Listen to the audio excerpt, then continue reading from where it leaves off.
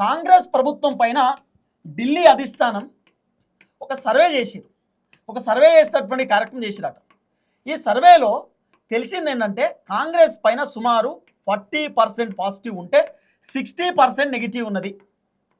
60% ప్రభుత్వాన్ని జనాలు తిడుతుర్రు. హైదరాబాద్లో ఉన్నటువంటి పబ్లికే కాదు, రూరల్ ప్రాంతంలో ఉన్నటువంటి జనాలు కూడా గట్టిగా తిడుతుర్రు, వ్యతిరేకిస్తుర్రు. కాబట్టి ఈ గ్రాఫ్ని పెంచుకోవాలని చెప్పి అధిష్టానం రేవంత్ రెడ్డితో చెప్పిరట. ఈ వ్యతిరేకతను పొడగొట్టుకోవాలి, ఈ గ్రాఫ్ పెంచుకోవాలి, ఎట్టి పరిస్థితుల్లో కాంగ్రెసే 2028లో అధికారంలో రావాలని చెప్పి అధిష్టానం చెప్పిరట. ఇక రేవంత్ అన్న ఏం చేస్తాడు ఏం కథ అనే చూడాలి. ఇంకా రేవంత్ అన్న కేరళ పోయి తెలంగాణను అద్భుతం చేసినాం, తెలంగాణలో సూపర్ అయిపోయింది, తెలంగాణ మొత్తం అభివృద్ధి చేసి పడేసినామని డైలాగులు కొట్టుడు. తెలంగాణను ఇచ్చిపెట్టి 67సారి ఢిల్లీకి పోయిండు. పక్క రాష్ట్ర ఎన్నికల ప్రచారం, పెళ్లిలకు పోతాడు, పేరెంటాలకు పోతాడు, పెద్ద కథ. ఏం చెప్తాం? ఇంత ఘోరమైనటువంటి పరిస్థితి ఉన్నది. సో రేవంత్ రెడ్డి పర్ఫార్మెన్స్ గురించి అధిష్టానం సర్వే చేసిరు. ఆ సర్వే రిపోర్ట్లో రేవంత్ రెడ్డి పైన ఫుల్ నెగిటివ్ ఉందని అర్థమైపోయింది. రేవంత్ రెడ్డికి చెప్పి పంపించిరట. ఇంకా వ్యతిరేకత వస్తే ముఖ్యమంత్రి పదవి పోతుంది. నీ పైన బాగా వ్యతిరేకత వచ్చి మంత్రులు కనుక నీ పైన ఇప్పుడు ఆల్రెడీ మంత్రులు కంప్లైంట్ ఇచ్చారు రేవంత్ రెడ్డి మీద.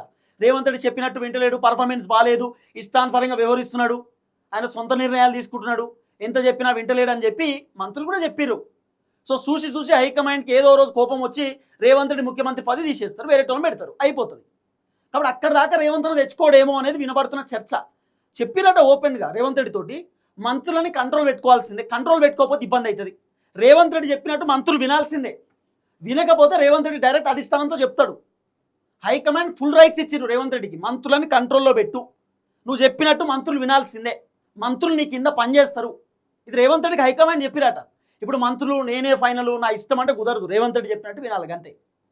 రేవంత్ రెడ్డి ఎట్లా చెప్తే మంత్రులు అట్లా వినాలి. ఇప్పుడు ఆ అంశం వచ్చింది. ఇప్పుడు చూద్దాం ఏం జరగబోతుందో. మొత్తానికి రేవంత్ రెడ్డి పైన హైకమాండ్ చేసేటటువంటి సర్వేలో రేవంత్ అన్న ఫెయిల్.